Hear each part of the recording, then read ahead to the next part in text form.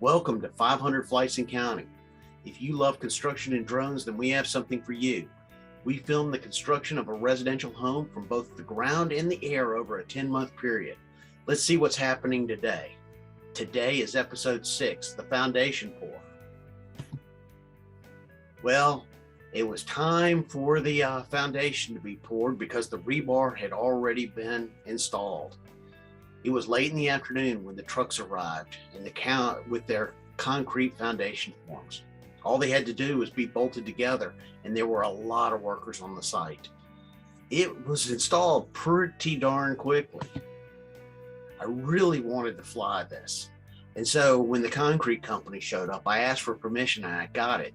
In exchange, I gave the concrete company the video.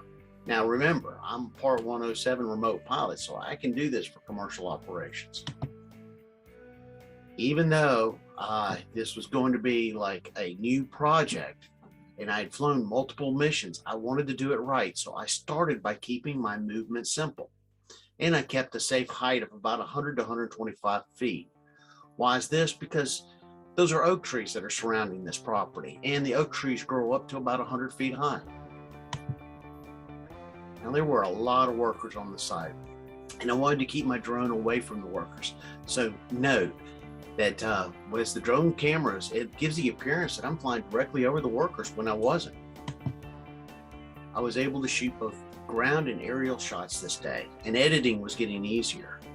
Not only was I able to shoot it, but I was able to combine both the ground and aerial shots together to tell a story.